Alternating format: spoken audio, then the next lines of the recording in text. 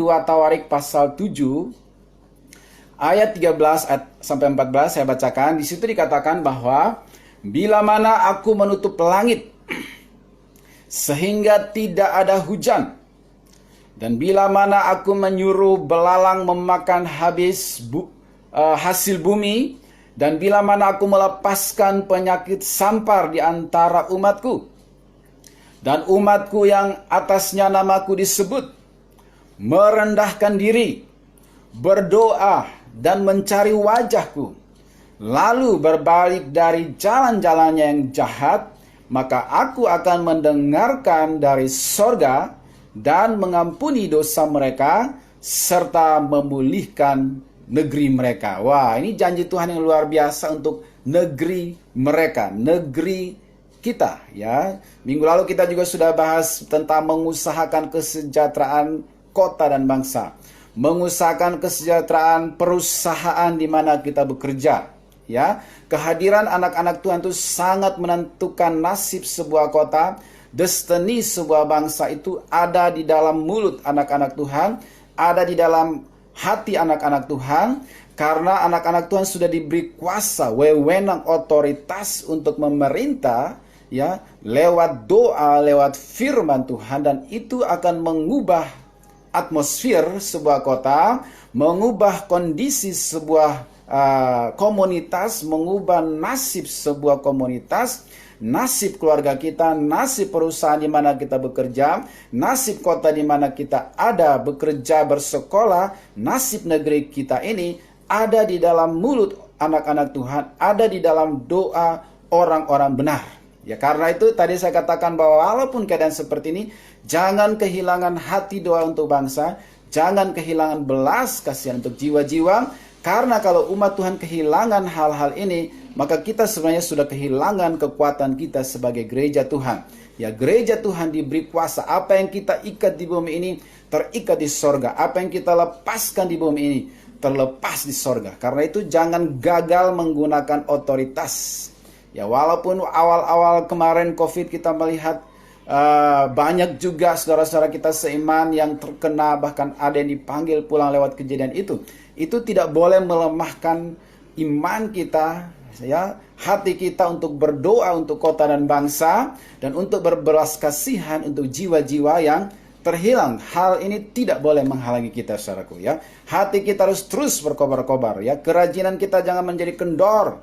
Roh kita harus menyala-nyala, dan kita harus terus melayani Tuhan apapun yang terjadi, ya, saudaraku. Nah, di situ ada 4 poin. Di situ dikatakan bahwa kalau ingin supaya terjadi pemulihan di kota dan di bangsa kita, saudaraku, maka yang pertama dikatakan itu sangat ditentukan oleh rumah Tuhan, oleh anak-anak Tuhan.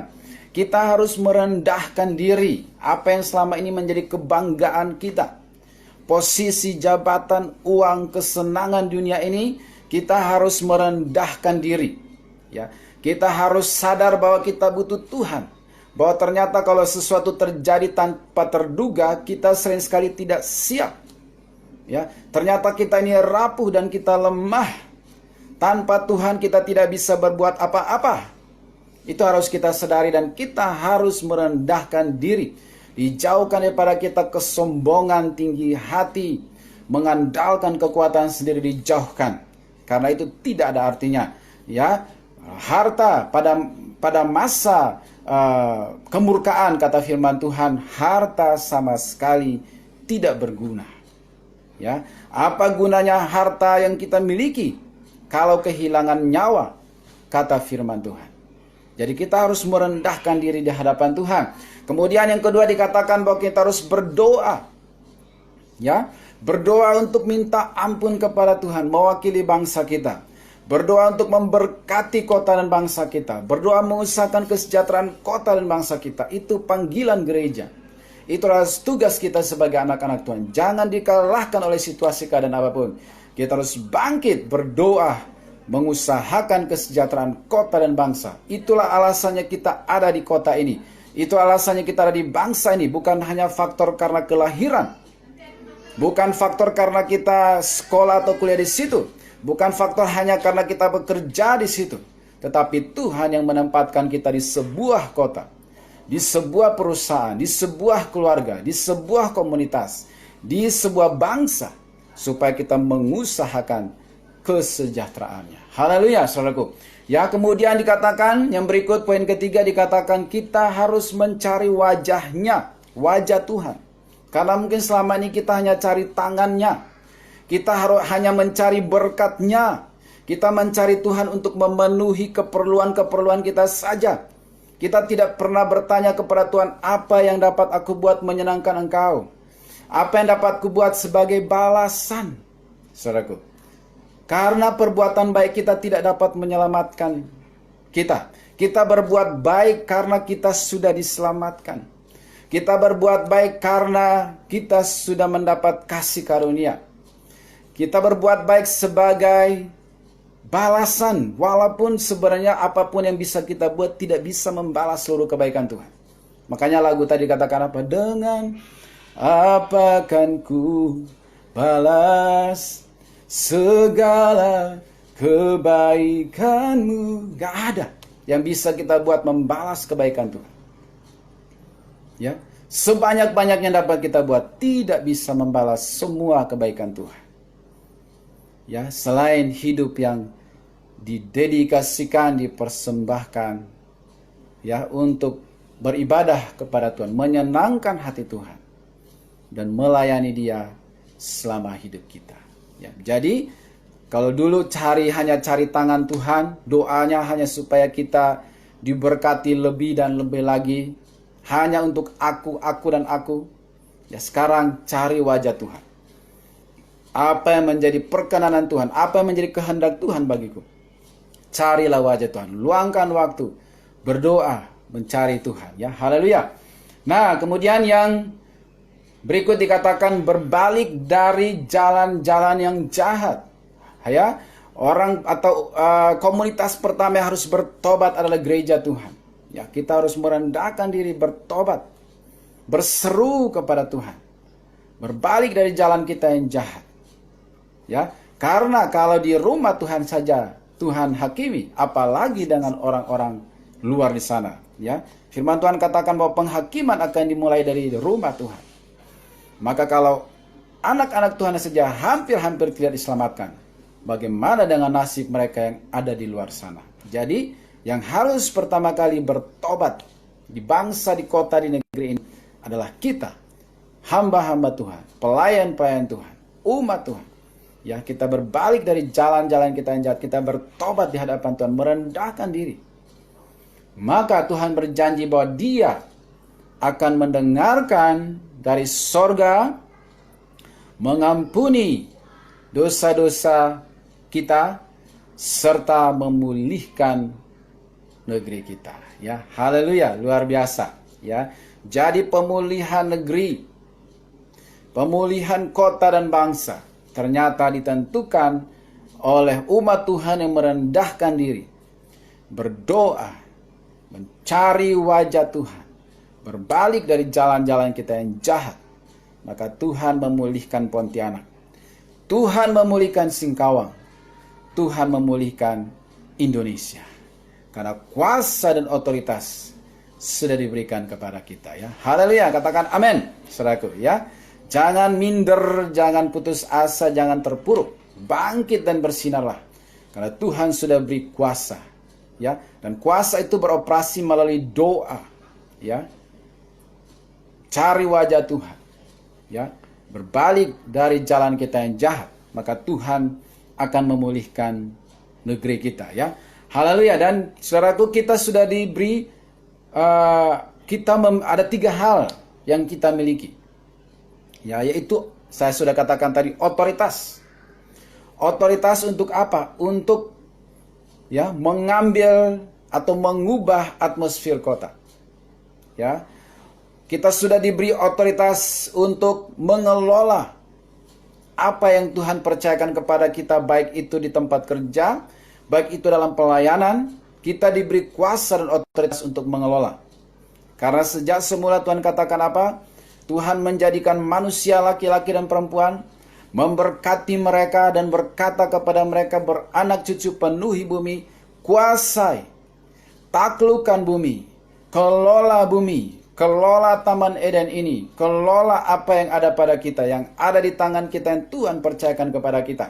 Kelolalah dengan sebaik-baiknya, karena ada kuasa dan otoritas yang Tuhan sudah berikan kepada kita. Kuasa untuk mengubahkan atmosfer kota dan bangsa kita. Kuasa untuk mengambil wilayah demi wilayah, suku demi suku, bangsa demi bangsa. Kita ambil tuain yang banyak itu melalui doa dan kabar baik yang kita bagikan kepada mereka. Ya, mereka yang sedang putus asa. Ya, saudaraku, keadaan kita di Indonesia masih jauh lebih baik. Kita hanya mungkin menghadapi COVID saja. Kalau di beberapa negara khususnya di Timur Tengah, itu bukan hanya menghadapi COVID. Mereka apalagi umat Tuhan, selain menghadapi COVID, mereka menghadapi penganiayaan. Ya, mereka menghadapi eksekusi dari orang-orang ekstremis yang ada. Banyak mereka yang pergi meninggalkan rumah mereka hanya bawa baju di badan. Terjadi eksodus besar-besaran ke negara-negara tetangga, negara-negara Eropa dan Amerika. Ya, kita sebenarnya jauh lebih baik. Kita hanya hadapi COVID. Ada negara atau umat Tuhan di negara tertentu yang double. Sudah COVID, tekanan, penganiayaan, persekusi. Luar biasa, saudaraku. Nah, karena itu jangan kita minder, putus asa, bangkit. Pakai kuasa dan otoritas yang ada pada kita, mengubahkan kondisi keadaan kita lewat doa kita. Doa-doa kita itu berkuasa. Doa orang benar besar kuasanya. Doakanlah keluarga kita, doakan, minggu lalu saya katakan atasan, bawahan, rekan kerja, doakan teman sekolah, teman kuliah, doakan suku-suku bangsa yang ada. Jangan kehilangan belas kasihan, jangan kehilangan hati doa, hanya karena kita beralih kepada online, saudaraku. Ya, haleluya. Kemudian apalagi yang kita miliki? Kita punya Tuhan yang tak terbatas, unlimited God, yang sanggup melakukan apa yang tidak pernah kita lihat. Ya, apa yang tidak pernah didengar oleh telinga, apa yang tidak pernah dilihat oleh mata, apa yang tidak pernah timbul dalam hati, Tuhan katakan, aku akan sediakan bagimu. Karena kita punya Tuhan yang tidak terbatas. Ya, pintu depan tertutup, pintu belakang, samping, kiri, kanan tertutup, ada pintu atas yang terbuka. Lihat Allah kita yang tak terbatas, unlimited God. Kita punya Allah yang tak terbatas. Memang kita terbatas, mata kita terbatas, penglihatan kita terbatas. Tetapi iman kita harus melihat melampaui situasi, bahwa kita punya Allah yang tak terbatas, unlimited God, yang sanggup mengadakan dari yang tidak ada menjadi ada, dari yang tidak bisa menjadi bisa. Kita harus naikkan iman kita, kita harus upgrade iman kita. Bukan situasi mengalahkan kita, iman kita dinaikkan levelnya. Ya, cara pandang kita diubah, ya, upgrade kerohanian kita, saudaraku, supaya kita tidak terpuruk, karena kita punya unlimited God, Allah yang tak terbatas, yang luar biasa, yang sanggup mengadakan dari yang tidak ada menjadi ada. Apa yang tidak pernah dilihat, didengar, yang timbul dalam hati, Tuhan akan sediakan. Saya berdoa supaya gereja Tuhan mengalaminya. Jemaat Tuhan di Singkawang dan di Pontianak mengalami Allah yang tidak terbatas. Dalam keuangan, dalam kesehatan, dalam pekerjaan, dalam karya, dalam bisnis. Kami berdoa, saya berdoa dalam nama Yesus, supaya kita semua mengalami ketidakterbatasan Allah yang kita miliki bersama-sama. Unlimited God, Allah yang tidak terbatas. Ya, dialami oleh jemaat Tuhan yang ada di Singkawang, dialami oleh jemaat Tuhan yang ada di Pontianak, dialami oleh anak-anak sekolah minggu, dialami oleh anak-anak komsel pelajar, dialami oleh komsel mahasiswa, dialami oleh kaum profesi, dialami oleh keluarga-keluarga. Haleluya, katakan amin. Allah kita tak terbatas, Allah kita luar biasa. Di musim-musim ini kita akan melihat ketidakterbatasan Allah. Di saat semuanya terbatas, itulah waktu terbaik untuk kita melihat ketidakterbatasan Allah. Firman Tuhan katakan, akulah Alfa dan Omega. Apabila aku membuka, tidak ada seorang pun dapat menutup. Sebaliknya, jika aku menutup, Tidak ada seorang pun yang buka. Dan firman Tuhan juga katakan bahwa aku tahu bahwa kekuatanmu tidak seberapa. Tetapi karena engkau mendengarkan firman-Ku, taat kepadaku, maka aku akan membuka bagimu pintu yang tidak dapat ditutup oleh siapapun. Kalau kita taat walaupun kita terbatas, setia walaupun tidak punya apa-apa, taat walaupun kita hanya punya sedikit, ya, komit walaupun situasi sulit, Tuhan akan membuka pintu bagi kita yang tidak dapat ditutup oleh seorang pun. Haleluya, katakan amin, saudaraku. Upgrade iman kita, upgrade keyakinan kita. Ya, mata iman kita buka lebar-lebar, saudaraku. Ya, suatu saat Elia dikepung oleh musuh karena mereka menganggap dia, ya, mata-mata troublemaker yang membuat mereka sering kalah. Ya, pagi-pagi rumahnya sudah dikepung. Yang buka pintu duluan itu adalah bujang Elisa. Begitu dia buka, dia katakan, gawat, musuh sudah mengepung kita. Dia kasih tahu Elia, gawat Tuhan, musuh sudah mengepung kita. Apa yang terjadi? Lalu Elia keluar, lalu dia berkata, jangan takut, karena yang menyertai kita lebih banyak daripada yang menyertai mereka.